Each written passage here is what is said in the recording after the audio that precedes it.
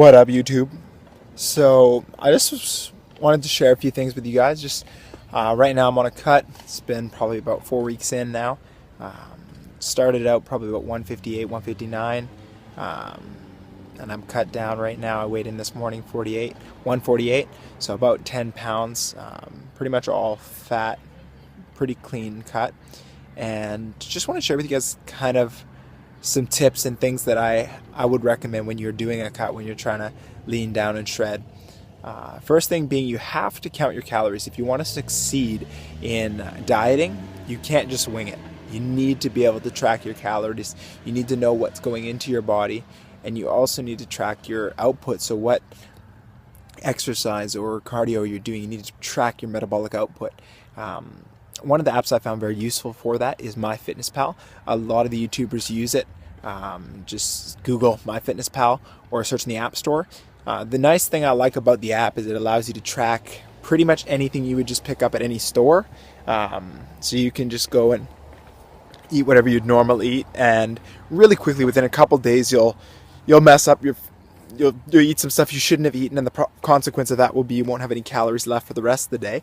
But after a couple days you'll get a hang of it, and then you're going to start adjusting the way you eat and your behaviors, and then you start looking for foods that you can fit within the parameters that you've set for your caloric input and your macros. So I also would recommend, if you're not into flexible dieting, if you're cutting, definitely consider it.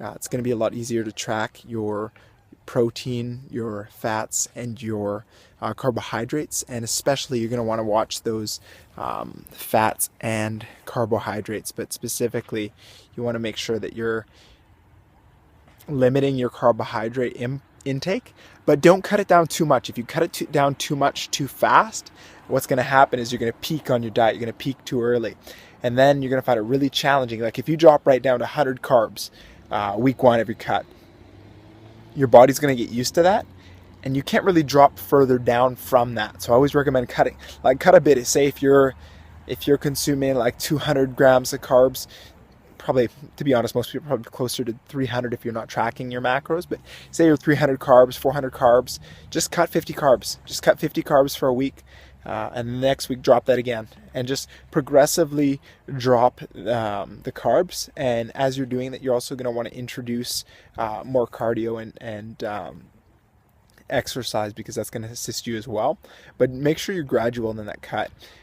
As well, look for foods that are going to support you in your cut. So when you're eating, try to find foods that are low fat, because that's going to be one of the most challenges, the most limiting parameter of your macros. Your fats always weigh less because it has more calories per gram than your carbohydrates or your protein. And also look for lean protein sources, so you're not using your fat just on your protein. So a lot of things you can do to kind of tweak and make sure you stay on point with your diet. But one of the biggest things I've found that's been really helpful is to make sure I'm consuming a lot of water during the day, especially when you're on a cut, you're on a diet. That water is going to help you feel full. It's going to help you feel satisfied, and your body just needs more water when it's not getting all the nutrients or the calories that it wants.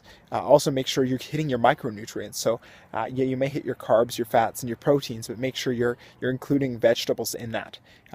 Preferably green vegetables, as well fruits. That's a good thing to do. But try to look for the low sugar fruits if you can. Or strawberries are great because they're low carb. They do have some sugar, but it's a fairly low carb fruit, so that's something to definitely include in. And even try to take that with your protein shake, because your protein shake's probably not going to have too many carbohydrates, so that's a great place to add micronutrients as carbohydrates. And when you are on a cut, when you're tracking your weight, make sure to weigh yourself in the morning, because that's the most accurate weight you're going to get, because all your food's been digested and you're not holding the water that you do throughout the day. So this is what I would recommend. Guys, let me know if you're going on a cut, if you're looking to shred for the summer. Post in the comments below. I want to know what's your goal weight. As well, if you're gaining, what's your weight to gain, and maybe I'll do a video later as far as how to gain weight and put on weight, because I put on about 30 pounds in just over a year, primarily muscle. I was training for football, but I'll do a video on bulking as well, gaining, how to gain strength and size, especially helpful for those in athletics where size really does matter. In football, you can't be just a fast, strong guy. You do need some size to you. So yeah, that's just my tips as far as cutting and things that you could be cautious of. One last tip I want to throw at you.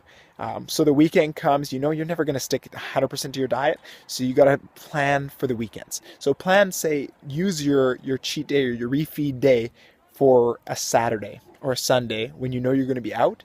That way you won't cheat multiple days in a row, because that's where you're going to get the setbacks from your diet, is when you end up having a cheat day several days in a row. So you don't want to do that, guys. So that's it. Thanks for tuning in to FitnessStack channel.